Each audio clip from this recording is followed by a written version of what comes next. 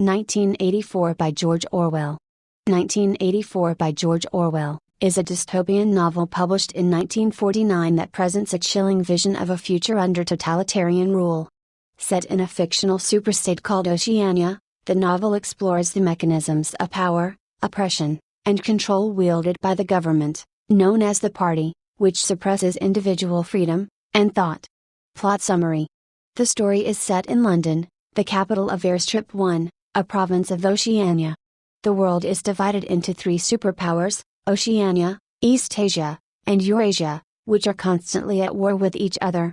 The government of Oceania is led by the Party, under the control of the mysterious leader Big Brother, whose image is omnipresent with slogans like "Big Brother is watching you." The Party's control is total, extending to the very thoughts of its citizens through psychological manipulation and technological surveillance. Part 1. The novel begins with Winston Smith, a low-ranking member of the Party, who works at the Ministry of Truth, where his job is to alter historical records, to fit the Party's ever-changing narrative. Winston secretly despises the Party, and is haunted by memories of a time before its rule, although his memories are fragmented, due to the Party's rewriting of history. He begins to sense that his hatred for the Party, and his awareness of its manipulations are dangerous. Winston is forced to live a life of constant surveillance.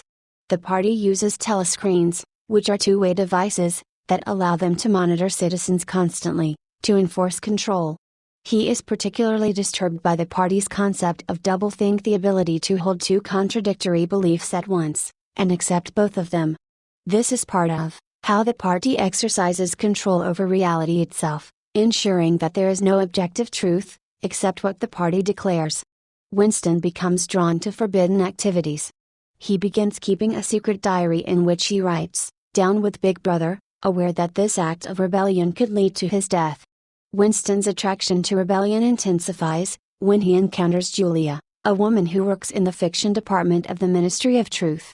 Despite his initial suspicion, they develop a secret romantic relationship, sharing a mutual hatred for the Party. They meet secretly in various places, including a rented room in a working-class neighborhood, where they feel momentarily free. Part 2. Winston and Julia's relationship deepens, and Winston begins to feel hopeful that they might be able to resist the Party. They discuss their hatred of Big Brother, and the possibility of joining an underground resistance movement, rumored to be led by an enigmatic figure named Emmanuel Goldstein, whom the Party deems an enemy of the state. Winston and Julia are eventually approached by O'Brien, a high-ranking Party member, whom Winston believes shares his disdain for the Party. O'Brien invites them to his apartment, where he speaks of an underground resistance group, the Brotherhood, and gives Winston a forbidden book authored by Goldstein. The book, "The Theory and Practice of Oligarchical Collectivism," explains the Party's methods of control. It reveals that the Party's aim is not to improve society, but to maintain power for its own sake. By controlling reality, history, and language itself, as seen in Newspeak, a language that eliminates thought crime by removing rebellious words, the Party ensures its dominance. Winston becomes temporarily inspired by the possibility of overthrowing the Party. Part 3. Winston and Julia's dream of resistance is short-lived. The couple is betrayed by Mr. Charrington, the owner of the shop where they rented their room, who is actually a member of the Thought Police.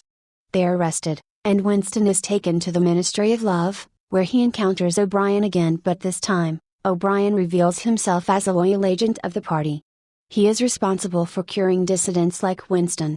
O'Brien subjects Winston to intense psychological and physical torture, aiming to break his spirit, and force him to renounce his individual thoughts, and his love for Julia.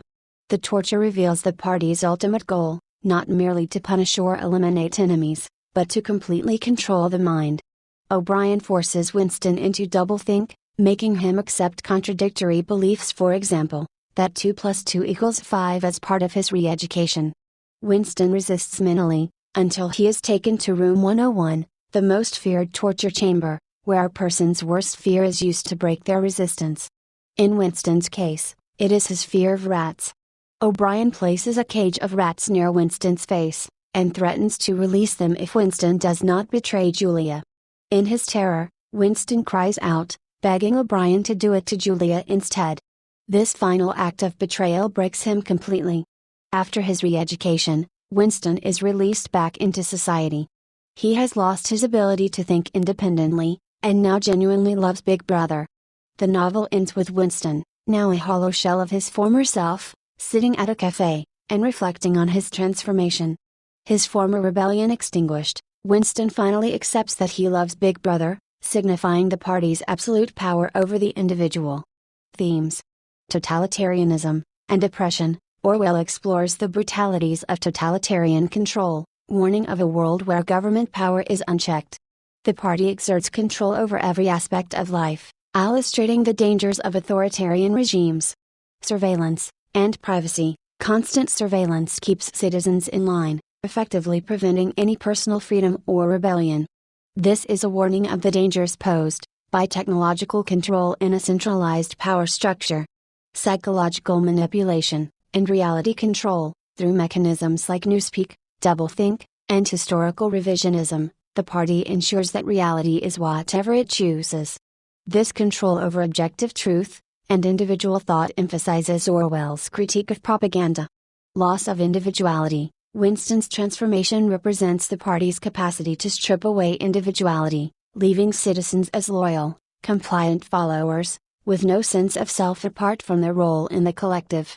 Language and thought control. The invention of newspeak exemplifies the idea that, if language limits the expression of ideas, it can also limit the capacity for dissent and rebellion.